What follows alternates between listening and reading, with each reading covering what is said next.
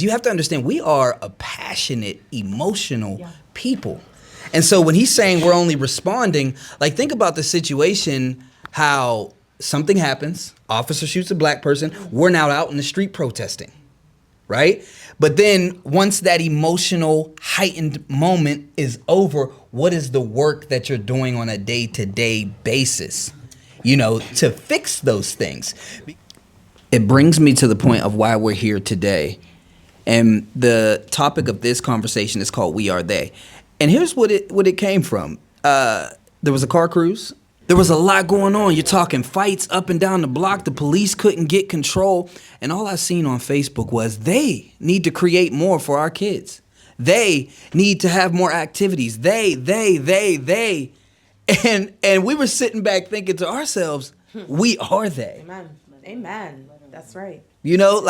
We are they. And right now, the way I watch nationally, they talk about our problems and how to solve them. All I hear is law and order, law and order, law and order, law and order, crush down, crush.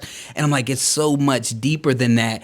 And that's why we can't depend on anybody but we to fix our problems. I would love to hear your reactions to that topic of we are they and how we can gain control of our own community, fix our own issues. We got a lot going on right now. Well, one quote that I use in my book that I like, I didn't make it, but is that when you know who you are, you become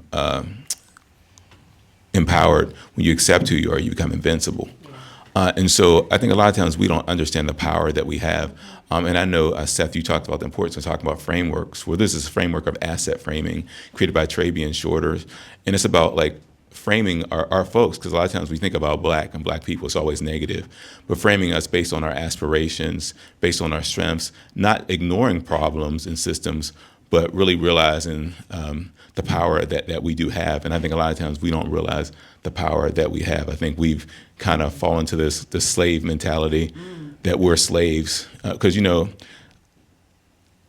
it's all about having freedom to understand who you are and what you can do. Because sometimes people in jail are free, but people outside of jail are imprisoned.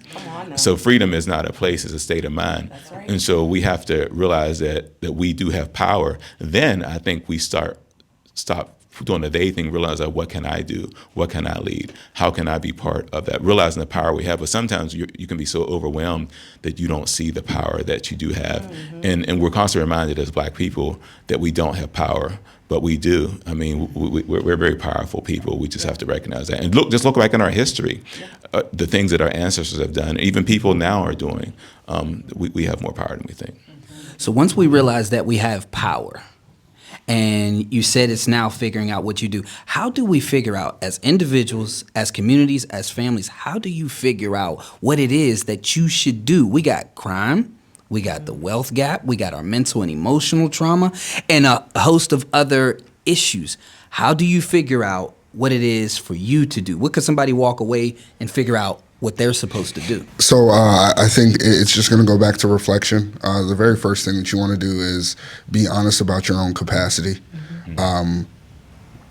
This comes out in a lot of different ways.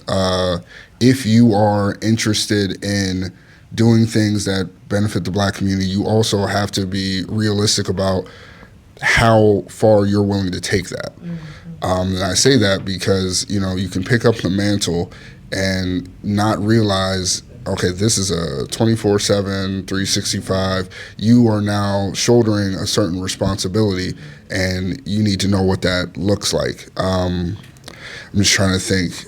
So when you talk about what you can take away from this, there is first bettering yourself, right? That's always first and foremost. That to me is the thing that we are all tasked with doing, is finding ways to improve on our own abilities, whether that be okay, I need to find a better paying job, or I need to find a job that allows more flexibility so that I can do whatever it is that I want to do outside of that job. You can also look to improve yourself by, I want to own something, right? But first you got to become capable of owning that thing. And you also have to be ethical, right? It doesn't do us any good to have people try to take up leadership if they know that when there's pressure on, they're not willing to respond in the way that they need to. And I'm not talking about like, when something happens, they're in the front of the line when people are like marching or protesting so that their pictures are in everything. But when everything's at what seems like a calm, and we're still dealing with the wealth disparity, we're still dealing with trouble in the labor force and things like that. Those are the times really when people are supposed to be actually addressing things, because you don't want to respond out of emotion or out of being I was pushed into, or we are responding to something. It's like, no, because when you get into the habit of only responding to things, then you don't know what to actually do, like the regular management of what it is that we need to be working on. I feel like I've been going for a while, so I'm going to look at everybody else. Well, no, but I want to dive deeper into that, because I could feel you said something deep, but he might have said something, and this could be a line moment. This could be a line moment where you're like, okay, what did he say? But what I heard was, you have to understand, we are a passionate, emotional people. And so when he's saying we're only responding, like, think about the situation, how something happens, officer shoots a black person, we're now out in the street protesting, right? But then once that emotional, heightened moment is over, what is the work that you're doing on a day-to-day basis, to fix those things?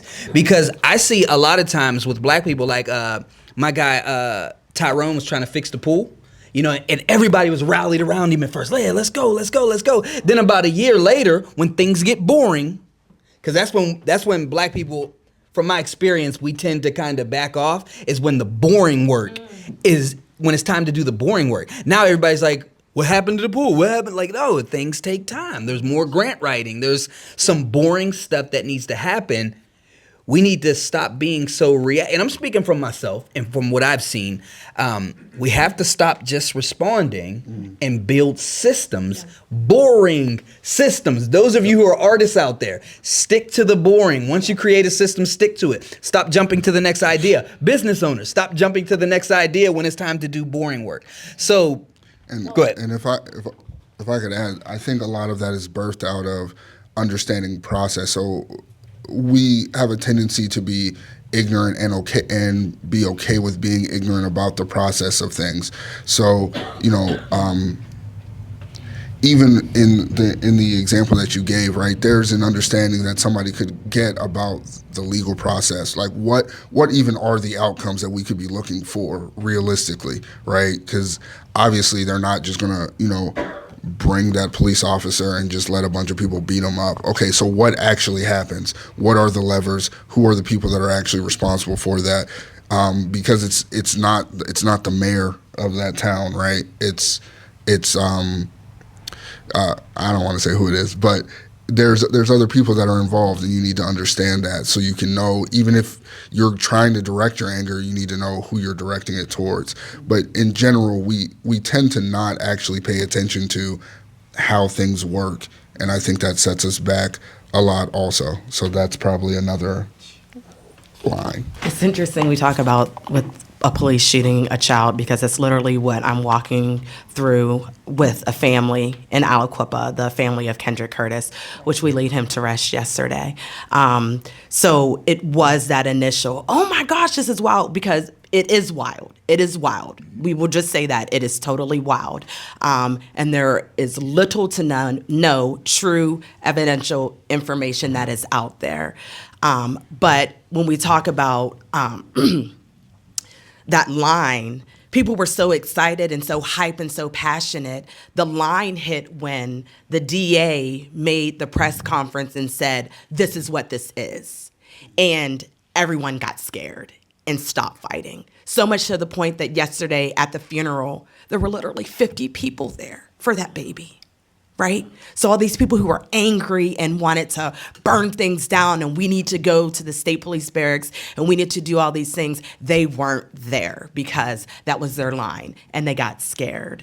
So when we talk about, you talked about like, where can you get in, where can you make the change? It starts with what God has put in your hand and stewardship over. So for myself, what I've gotten a chance to walk through with this family as a community advocate, as a community activist, the Lord has put me in this position to be able to speak to them like, okay, yeah, we're angry, but we got to step back, right? Because this will happen again if we don't strategize, if we don't learn, if we don't research, if we don't start doing prevention versus doing intervention, right? So like that line a lot of times comes from, again, going back to that trauma. It was literally as soon as they heard the DA bring down the law, hey, this is what it was, we were like, okay, that's it. We don't have a fight anymore. Like we shouldn't even fight. And it's like, no, like this is the time to jump in, to keep fighting, but fighting with our minds and not with our heart. Because just like I was telling you earlier, we are literally the smartest people that God has created. Period, point blank. We are smart. We are super, super smart. But that heart and that emotion, which is also a gift to us, right? It right. Sometimes gets in the way. And instead of us taking that as a temperature, right? And checking and be like, okay, let me have that move me to action, move us to actually thinking about what the next step is.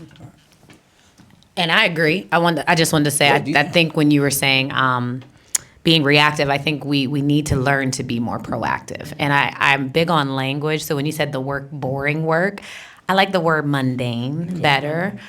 Because although it's like the everyday, there's no celebratory anything in it, it's still necessary work, right? Brushing my teeth and doing my hygiene is mundane, but like, if I don't do it, I'm showing up funky. The mundane, there is still power in the mundane, routine things we do every day, whether you're an artist, a business person, whatever you're doing. In the gym, that's mundane until the muscles come. You're right. So it finally came to pass. But another thing I wanted to say about proactivity, I noticed in my neighborhood, so I live in predominantly white neighborhood up on College Hill, right, in Beaver Falls. And I noticed, I think I told my friend, I said, they have community.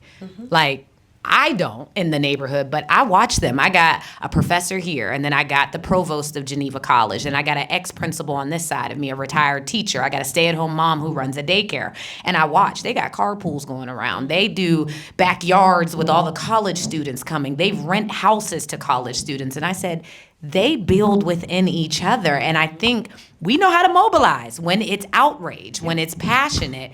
But in the mundane, hey, what's your gift? Well, maybe if you go visit Susan on 2nd Avenue, she's running a daycare. Seems like your daughter might be able to help us on. I watched them and I was just like, I want this. We don't always have that. Or if we do, it only goes but so far. Or because of trauma, go back.